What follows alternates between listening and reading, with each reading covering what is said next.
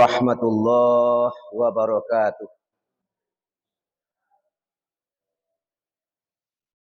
Alhamdulillahirabbil alamin. Wassalatu wassalamu ala asrafil anbiya'i wal mursalin wa ala alihi wa sahbihi ajma'in. Asyhadu an la ilaha illallah wahdahu la syarikalah wa asyhadu anna Muhammadan abduhu wa rasuluh sallallahu alaihi wasallam la nabiyya ba'dah. Allahumma sholli wa sallim wa barik ala sayyidina Muhammad sahibil busra salatan tubashshiruna biha wa ahlana wa auladana wa jami'al masyaikhina wa muallimina wa talabatana wa talibatina min yaumina haza ila yaumil akhirah. Kemudian daripada itu, yang hamba hormati Bapak dan Ibu pengurus masjid. Kemudian yang hamba hormati, yang hamba muliakan Bapak dan Ibu-ibu, kaum muslimin dan kaum muslimat, para tamu Allah, para orang-orang yang diridhoi oleh Allah, orang-orang yang diizinkan oleh Allah untuk datang berjemaah pada malam hari ini, sekaligus duduk di majlis ilmu. Semua ini tak luput semata-mata hanya berkat izin Allah semata. Maka sepantasnya lah kita Bapak Ibu bersyukur kepada Allah dari lubuk hati yang paling dalam. Makna bersyukur berterima kasih kepada Allah. Apa yang kita terima kasihkan kepada Allah? Hari hujan, kita masih diizinkan oleh Allah untuk datang di tempat mulia ini. Kalaulah kita pandang diri kita masing-masing, siapapun kita pada malam hari ini, tak layak dan tak pantas rasanya menjadi tamu Allah, menjadi kekasih Allah, hadir di masjid Allah. Karena apa? Karena diri kita bergelimang maksiat dan dosa. Kita hina, maka tak layak dan tak pantas rasanya diri ini untuk duduk di Baitullah ini, di masjid Allah ini. Akan tetapi Allah Rahman Rahim, Allah pengasih penyayang, Allah tak memandang dosa kita. Maka Allah panggil kita, Allah undang kita untuk datang memenuhi panggilan beliau, untuk datang di rumah beliau. Semata-mata tak lain dan tak bukan semua itu hanyalah rahmat dari Allah Subhanahu wa taala. Kemudian kita pandang diri kita, mata yang banyak dosa, tapi Allah izinkan juga melihat ayat-ayat. Tangan dan kaki pun diizinkan melangkah ke tempat mulia.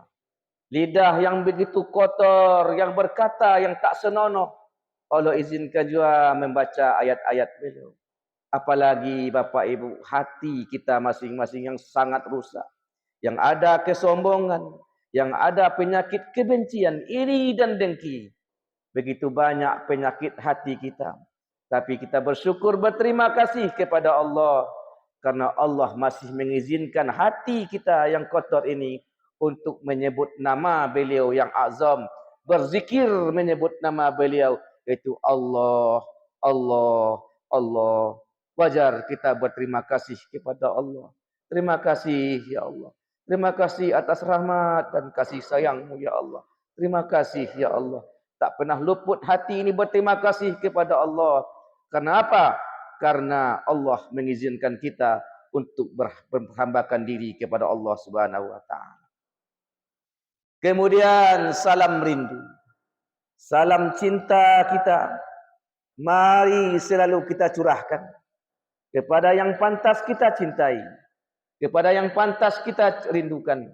Siapakah beliau? Habibullah, Habibana Sayyidil Mursalin, Nabi besar Muhammad sallallahu alaihi wasallam.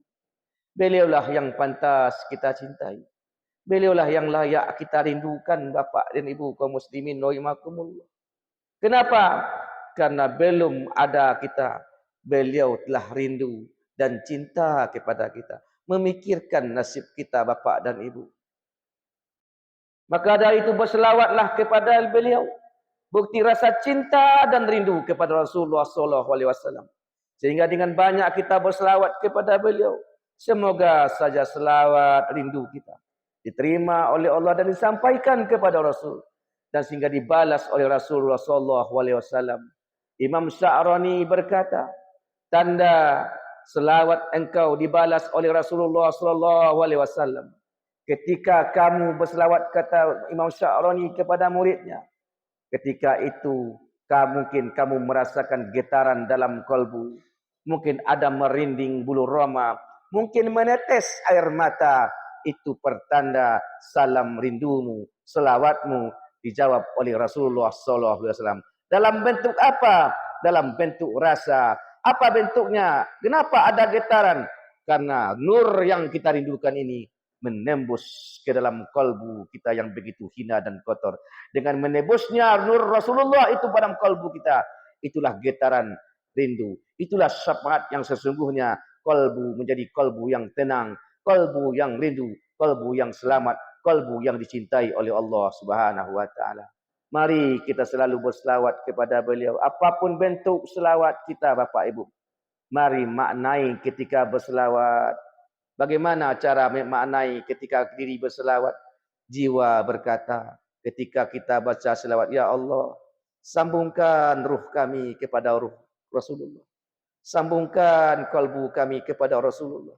Sambungkan jiwa dan raga kami, zahir dan batin kami kepada Rasulullah sallallahu alaihi wasallam. Kemudian sapa Rasulullah, wahai Rasulullah, wahai kekasih hati kami, wahai yang kami rindu, terimalah salam cinta kami yang tak seberapa ini. Terimalah rindu kami yang tak seberapa ini, ya Rasulullah. Kami sadar tak pantas mencintai dan merindukanmu, karena engkau begitu mulia, kami hina, ya Rasulullah. Tapi engkau maha sayang, engkau berikan oleh Allah pengasih penyayang dalam dirimu. Engkau merindukan kami yang hina ini. Wahai Rasulullah, kapan engkau datang kepada kami? Kapan engkau ingin menjumpai kami, ya Rasul? Kami ingin bertemu denganmu, ya Rasul. Walaupun di dunia ini engkau tak berkenan menemui kami, tak apalah, ya Rasul. Tapi mohon kami di alam barzah nanti, mari temani kami, ya Rasulullah, untuk menghadapi musibah yang mungkin terjadi dalam barzah kami, ya Rasulullah. Terima salam kami, ya Rasulullah. Beginilah ucapan getaran rindu dalam pribadi kita masing Bapak dan Ibu. Mari kita berselawat kepada Rasulullah sallallahu alaihi wasallam. Allahumma sholli ala ruhi sayyidina Muhammadin fil arwah wa ala jasadihi fil ajsad wa ala qabrihi fil kubur wa ala alihi wa sahbihi wasallam. Kemudian daripada itu Bapak Ibu, jangan lupa sebelum kita membuka pengajian, mari kita buka dengan ayat pembuka. Apa itu ayat pembuka? Surah pembuka, yaitu Al-Fatihah. Kita baca Al-Fatihah sekali serang. Memang dalam Al-Quran itu pembuka surat Quran. Tetapi hakikatnya Al-Fatihah itu bagi kita pembuka kalbu kita agar bisa bermakrifat mengenal Allah Subhanahu wa taala. Niatkan Al-Fatihah itu pertama untuk Rasulullah sallallahu alaihi wasallam. Kemudian untuk para guru-guru kita yang mengajarkan kita, ibu bapak kita, sanak saudara kita. Yang terakhir, jangan lupa untuk diri kita, untuk ruh kita masing-masing yang bersumber dari Muhammad sallallahu alaihi wasallam. Ila hadratin Nabi Mustafa Muhammadin sallallahu alaihi wasallam. Kiramil Al-Fatihah. Bismillahirrahmanirrahim. Alhamdulillahirabbil alamin arrahmanir rahim maliki yaumiddin iyyaka na'budu wa iyyaka nasta'in ihdinas siratal mustaqim siratal ladzina an'amta 'alaihim ghairil maghdubi 'alaihim waladdallin. Amin. Amin ya Allah, amin ya Rahman. Amin. Allahumma bihaqqi sayyidina Muhammadin sallallahu alaihi wasallam. Bapak dan Ibu sidang jemaah yang berhormati. Wa fi anfusikum afala tubsirun. Pada dirimu, kata Allah, hendaklah senantiasa perhatikan dirinya.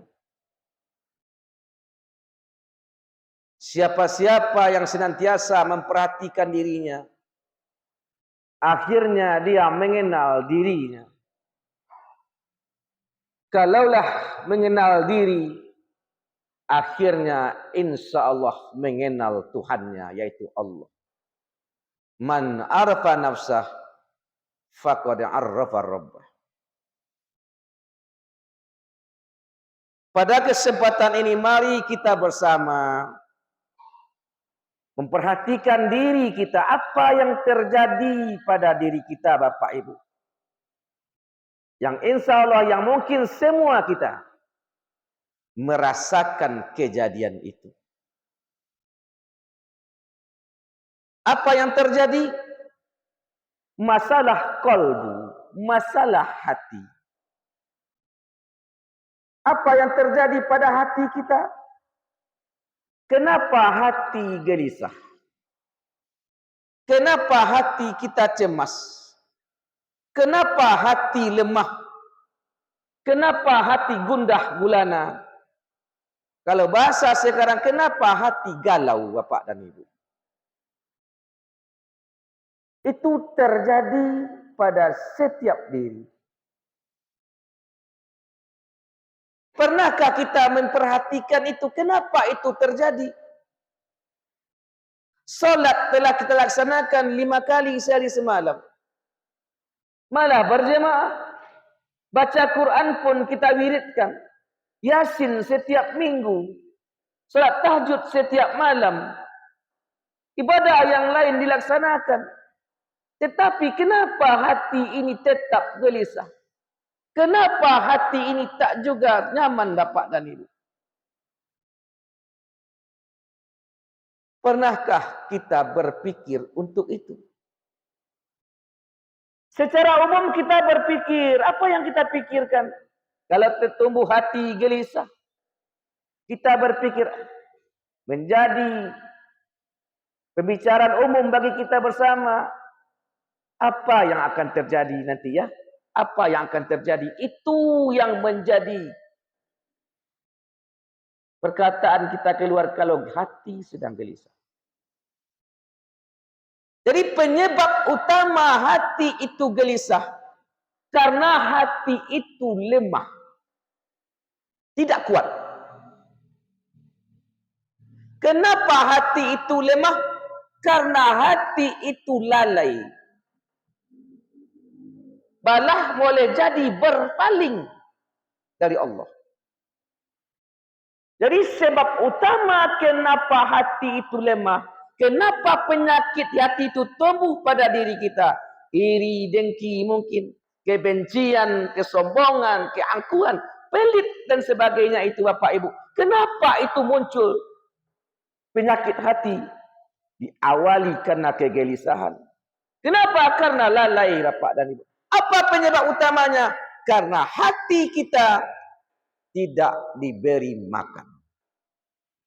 Maka dia lemah dan berpenyakit. Kita lihat fisik awak seorang-seorang Bapak Ibu. Fisik saja di bulan Ramadan. Satu hari kita nak makan. Dari subuh sampai maghrib. Bagaimana bentuk fisik Pak? Lemas, lesu. Ibu. Lemah Bapak dan Ibu. Kita lihat kalbu kita yang tak pernah kita pikirkan, yang tak pernah dikasih makan. Tentu dari hari ke hari, hari berganti minggu, minggu berganti bulan, bulan berganti tahun, tahun berganti tahun, setahun, 2 tahun, sampai sekarang tak pernah dikasih makan. Tidaklah lagi mungkin penyakit. Tetapi penyakit itu penyakit yang sangat sudah berbahaya Bapak Ibu. Mungkin hati kita lah lumpuh Bapak dan Ibu. Lain lagi juga hati makan lain. Apa makanan hati yang kita beri? Yang tidak disukainya. Apa itu? Hubud dunia. Cinta kepada dunia. Ini yang kita berikan kepada hati. Maka kalau ini dikasihkan, dunia yang dikasihkan kepada hati, maka hati itu tidak akan menerima makanan itu. Akibatnya Bapak Ibu, hati itu berpenyakit, hati itu gelisah, hati itu cemas, takut, khawatir dan sebagainya. Itu pangkal balanya. Jadi intinya Bapak dan Ibu, kenapa hati gelisah? Kenapa hati cemas? Disebabkan karena tidak dikasih makan. Apa makanan hati? Makanan hati cuma satu, yaitu zikrullah. Berzikir kepada Allah, menyebut nama Allah. Selain daripada itu, tidak akan membawa manfaat bagi hati kalau dikasih makan selain daripada nama Allah. Apa buktinya Pak Ibu? Kalaulah hati kita dengar doa-doa Bapak dan Ibu, ya muqallibal qulub. Qalbu itu kolab itu bolak-balik. Kenapa kolab itu bolak-balik? Karena hati itu ringan. Karena dikasih dunia, bolak-balik dia Bapak dan Ibu, tak suka. Maka diberilah makanan yang berat, gizi yang berat. Apa makanan yang berat, gizi yang berat bagi hati? Yaitu nama Allah. Nama Allah kalau sudah tertancap di kalbu, insya Allah tidak lagi ada bolak-balik. Akan tenang, akan tenang Bapak dan Ibu. Ala bizikrillah tasma'inul qulub. Hanya dengan menyebut namanya, hanya dengan berzikir kepada Allah, kalbu akan tenang. Kenapa? Karena dia kenyang dengan nama Allah. Selain daripada nama Allah, kalbu takkan pernah kenyang. Walaupun dunia beserta isinya masuk semua ke dalam kalbu kita, kekenyangan itu takkan pernah bertemu. Malah penyakit yang akan terjadi bagi hati yang hubut kepada dunia itu Bapak dan Ibu. Kalaulah hati berpaling, kalaulah hati tidak makannya kalimat Allah, maka ancaman Allah datang. Apa bentuk ancaman Allah? Wa man a'rada an zikri fa inna lahu ma'isatan dongka. Barang siapa yang berpaling daripada peringatan Allah, daripada mengingat Allah, ma'isatan dongka, maka Allah berikan kepada mereka hati yang berpaling dari Allah. Isatan dongka, yaitu kesempitan hidup. Kesempitan hidup, kegelisahan, kekhawatiran. Ini jawabannya Bapak dan Ibu. Siapa yang bisa mengukur itu? Tentu orang-orang yang sudah ada nama Allah di kalbunya. Bagi kita yang sudah ada nama Allah di kalbu, kita wiridkan menyebut namanya, ketenangan muncul. Kalau kita berhenti, kegelisahan muncul. Jadi Bapak Ibu, orang yang berzikirlah yang tahu keadaan kalbunya. Kalau dia sudah gelisah, dia sadar berarti kalbu tidak lagi menyebut nama Allah. Kalau dia tenang, maka dia tahu hati sedang berzikir kepada Allah Subhanahu wa taala. Itulah ancaman Allah Bapak Ibu. Faman a'rada an dzikri fa inna lahu ma'isatan dongka. Barang siapa yang berpaling hatinya daripada mengingat Allah, kesempitan hidup, kegelisahan, kekhawatiran apapun yang tak melomak akan terjadi dalam hidupnya, itu azab di dunia bagi hati yang berpaling dari Allah. Apa azabnya di akhirat? Wa nahsuruhu yaumal qiyamati a'ma. Nanti semua orang yang berpaling dari Allah itu berbangkit dari hari kiamat. Berbangkitnya dalam keadaan buta. Maksud berbangkit dari keadaan buta bukan mata ke Bapak dan Ibu. Mata hati yang buta.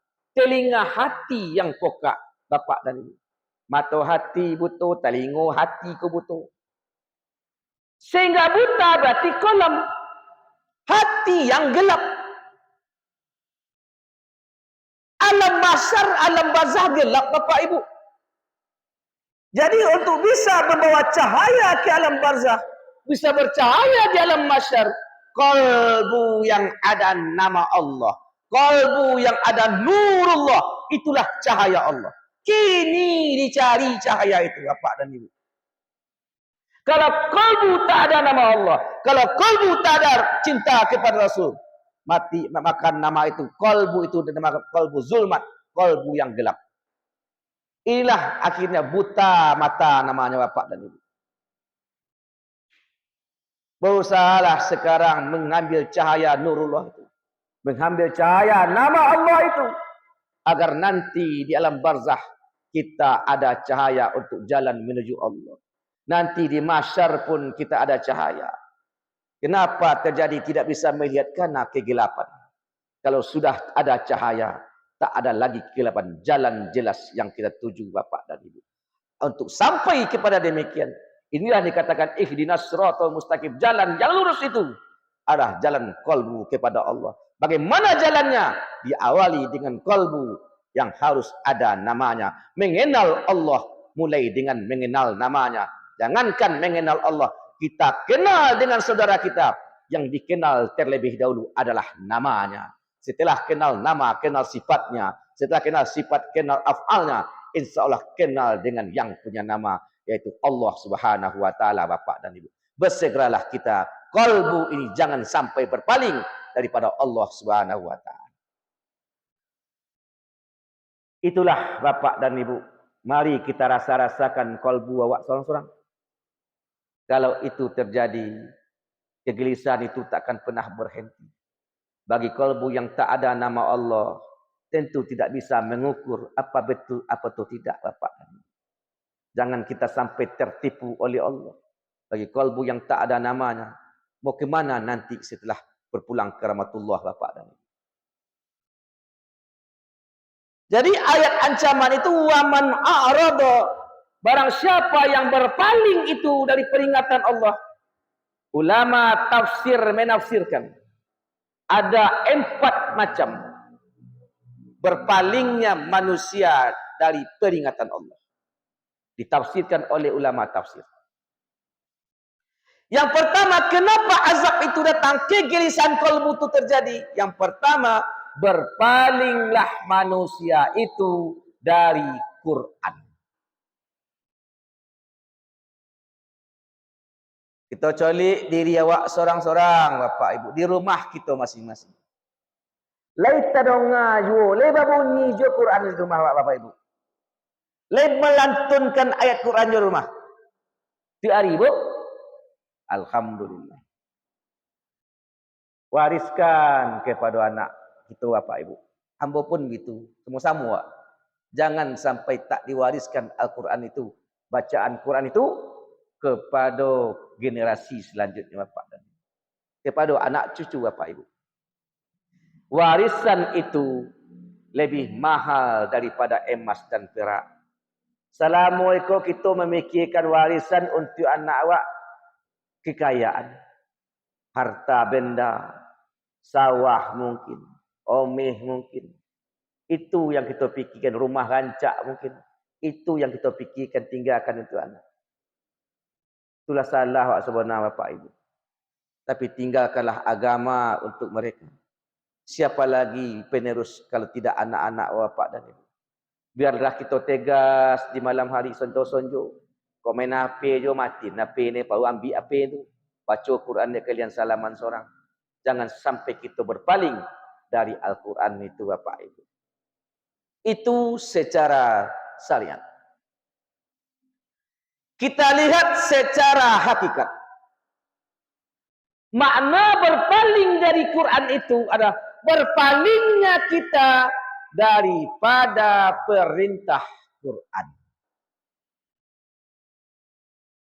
Berpaling daripada perintah Quran.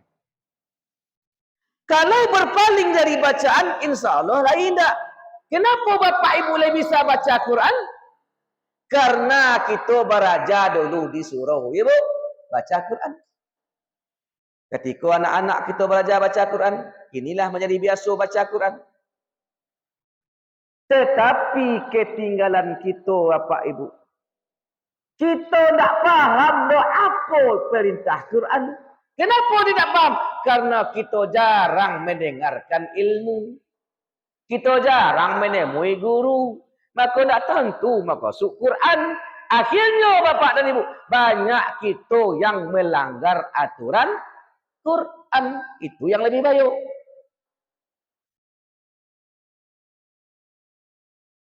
Apa salah satu aturan Quran Bapak Ibu? Kita langgar. Janganlah berribah, jangan bergunjing. Kata Allah, apa gunjing juga? Berarti salah itu, berarti kita berpaling dari peraturan Quran. Atau Allah mengatakan silai, wasari'u ila maghfiratin mir rabbikum. Apa kata Allah? Bersegeralah kalian hai pendosa mengejar meraih ampunan Allah. Allah menyuruh basagiro bertobat. Tapi sebagian kita disuruh bertobat. Apa katanya? Saketik lailah. Sebentar lailah. Aduh masuk misi. Kita buat lo aturan baru. Allah lah buat aturan. Kita buat lo aturan menentang aturan Allah Bapak dan Ibu. Iko yang banyak terjadi Bapak Ibu. Jadi Bapak Ibu, berpaling dari membaca, tapi lebih parah berpaling daripada perintah Quran itu sendiri. Jangan sampai berpaling Bapak Ibu. Itu yang pertama. Yang kedua, berpalingnya manusia itu daripada solat. Solat itu Bapak dan Ibu terbagi dua.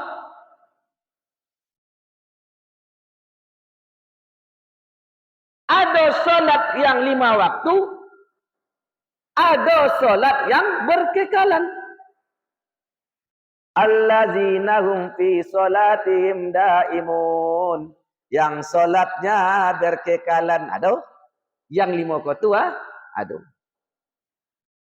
Berpaling dari solat 5 waktu, kita yang hadir malam kini, insya Allah lain tak? Ya Bu? Lain tak? Tapi mari kita kepada ayat pangkal tadi, wa fi anfusikum, dalam diri. Berpalingkah cek rohani awak nak buat dari solat? Jadi perintah rohani dalam solat itu di dalam Quran. Apa kata Allah? Aqimis solata li zikri. Dirikan solat itu untuk mengingat Allah. Perintah rohani. Perintah jasmani rukun 3 boleh. Perintah rohani mengingat Allah. Jadi perintah rohani itulah yang kita langgar. Perintah jasmani belajar kita solat dahulu ketika ketik. Disuruh mengaji. Togak, rukuk, sujud, cara baca. Ya Bu? Sudah sedang. Allah balik itu juga nak pakai. Tidak ditambah risiko masalah. Yang rohani tidak dipelajari. Makanya orang rohani tadi tidak dipelajari. Maka ketika solat rohani berpaling dari Allah. Kama rohani wa sesuai nan kalau mak de inyo. Aka bapikir ke dunia. Hati maingik ke dunia. Nafsu bakondak ke dunia. Tidak ada nan ke Allah. Iko yang berpaling dengan Bapak dan Ibu. Siapa yang tahu? Tentu diri awak sorang-sorang. Bapak Ibu sorang-sorang yang tahu tentang itu. Ambo pun tahu jo diri ambo tentang itu. Bapak Ibu pun tahu jo tentang itu.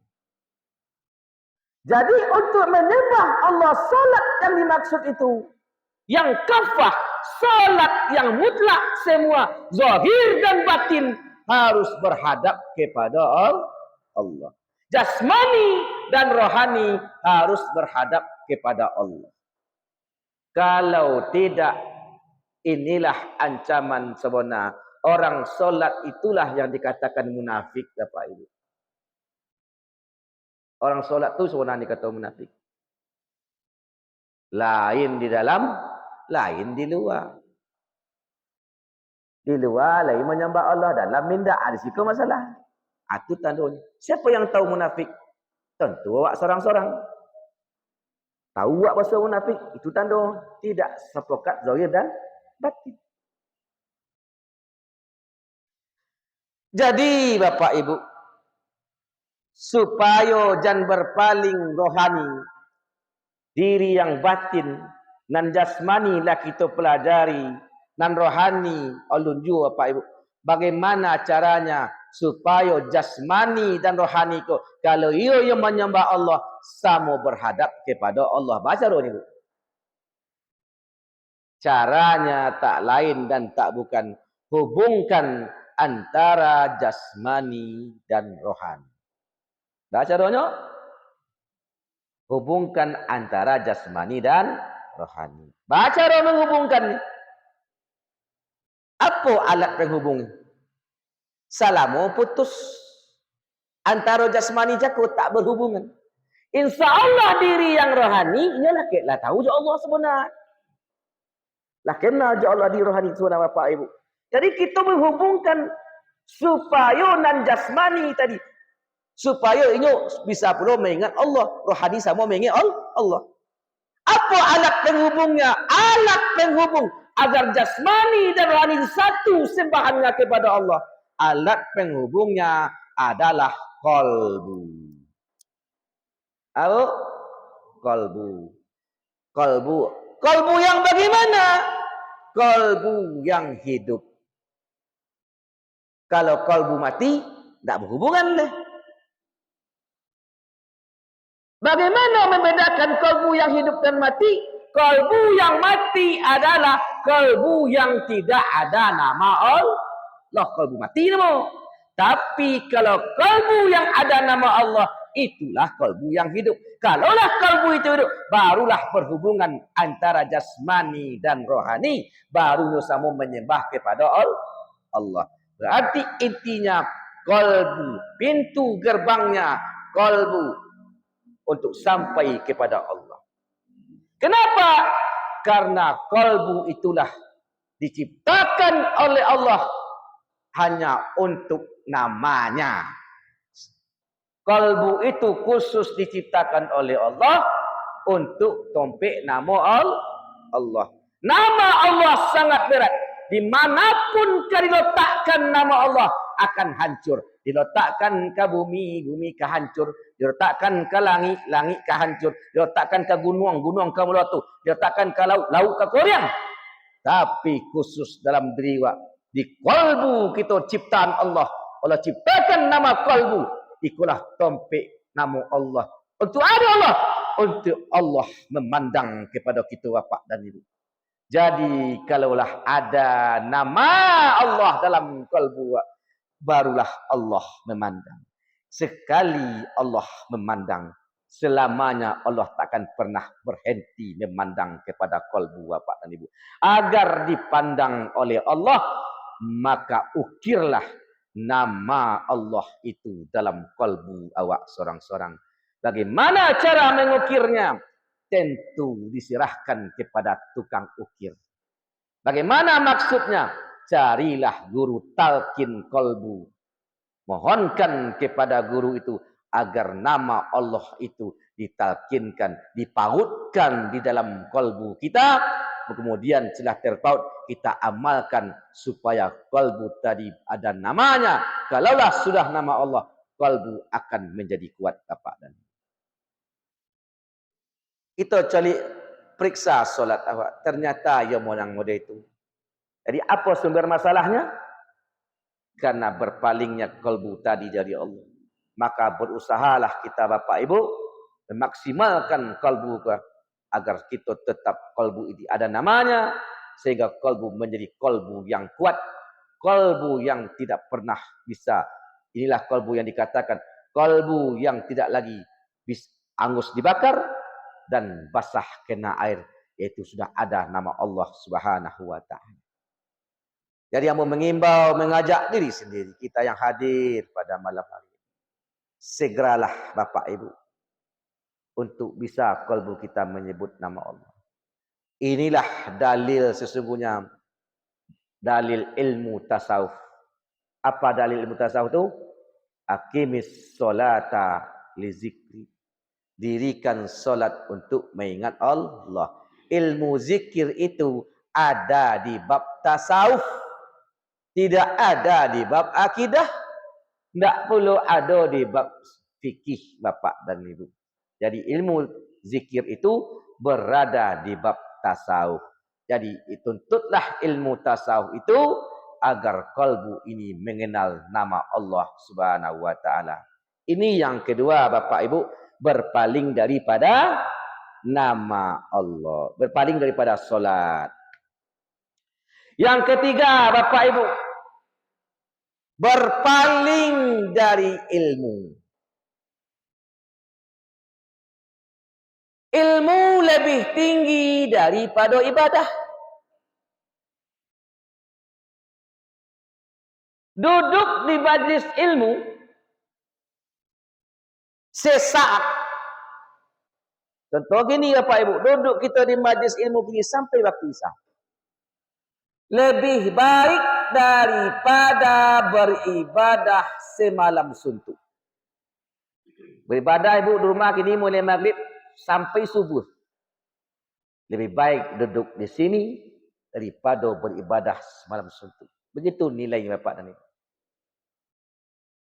Kemudian duduk di majlis ilmu apa boleh Bapak dan Ibu? Man kharaja fi talaba ilmi fahuwa fi sabilillah.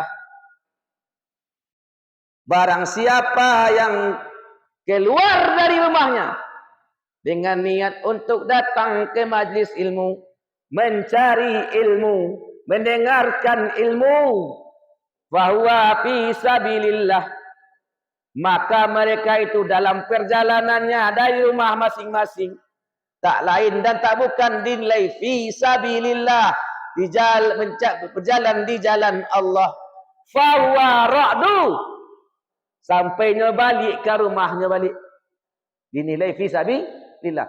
Kalau berjalan fi sabilillah, ajal datang ketika itu, berarti suhada. Berarti perjalanan kita suhada Bapak. Seandainya meninggal dalam nanti insya-Allah itu adalah orang-orang dipilih kematian dalam mati syahid di sisi Allah Subhanahu wa taala. Kemudian keistimewaan ilmu. Rasulullah SAW berpesan kepada sahabat, wahai sahabatku, apabila kalian nanti berjalan di muka bumi Allah, bertemu dengan taman-taman surga, singgahlah di taman surga itu, nikmati kesenangan di situ, nikmati nikmat di taman surga itu, kata Rasulullah kepada sahabat. Kemudian bersahabat bertanya, wahai Rasulullah, mana itu taman surga di dunia ya Rasul? Taman surga di dunia adalah majlis ilmu dan majlis zikir. Halqah ilmu, halqah zikir. Majlis ilmu dan majlis zikir adalah raudatul jannah, tamannya surga di muka bumi. Berarti sebenarnya Bapak Ibu, kita duduk ini kok adalah di taman surga. Berarti kita duduk di taman surga, berarti di pelataran surga. Insya Allah akan masuk kepada surga Bapak dan Ibu. Insya Allah. Tapi niat kasih kau duduk adalah datang kepada majlis ilmu. Karena kita lah jauh dari ilmu, maka beramal banyak yang salah, beramal banyak yang tak paham, karena kita tidak lagi menuntut ilmu tu Bapak dan Ibu. Sedangkan menuntut ilmu itu, utlubul ilma minal mahdi ilal lahdi. Tuntut ilmu dari ayunan sampai mati. Lumpuh menuntut ilmu juga. Tidak ada kata tidak masalah ilmu, Bapak. Malah wajib hukumnya bagi kita seorang muslim untuk menuntut ilmu. Ini penyebab berpaling dari ilmu. Kemudian yang keempat, makna berpaling itu Bapak, berpalingnya manusia itu daripada para ulama, menjauhi para ulama, benci kepada ulama, tak senang kepada ulama, menghina para ulama. Itu pertanda yang lebih parah, Bapak Ibu. Kalau memang kita Bapak dan Ibu belum ada waktu untuk datang kepada ulama, jangan pernah sekali-kali hati awak, diri awak menghina para ulama itu Bapak dan Ibu. Karena para ulama itu adalah warisatul anbiya, pewarisnya para nabi. Jangan pernah menghina ulama. Kenapa Bapak? Walaupun ulama itu salah, jangan pernah kita hina. Kenapa? Karena ulama itu adalah manusia samulu Jawa. Manusia ulama itu tidak maksum, tidaklah suci. Jangan pernah menghina beliau para ulama itu Bapak. Kenapa? Karena beliau itulah pembawa risalah Rasulullah sallallahu alaihi wasallam. Siapa-siapa yang menghina ulama berarti menghina Nabi. Siapa-siapa yang memuliakan ulama berarti mereka itulah orang-orang yang memuliakan Rasulullah sallallahu alaihi wasallam. Di luar dia bersalah atau tidak, itu urusannya dengan Allah Subhanahu wa taala. Al ulama itu bukanlah guru yang maksud itu. Bukan kita berguru kepada perbuatan fisiknya, kita berguru kepada rohaninya. Yang rohaninya, yang kalbunya telah diberi rahmat oleh Allah Subhanahu wa taala. Jadi Bapak Ibu, jangan pernah kita menghina para ulama itu. Mari kita hormati supaya keberkahan itu datang kepada pribadi kita masing-masing Bapak Ibu. Itu inti Bapak, dan berpaling dari ulama. Dengan demikian inti penyebab permasalahan berpaling itu jauh daripada ulama. Kata para ulama sufi, apa kata beliau? Jangan sekali-kali kalian membuat sakiti para ulama. Karena mereka itu adalah wali am. Apa itu wali am? Wali khusus. Wali umum. Apa itu wali umum? Kekasih Allah secara umum.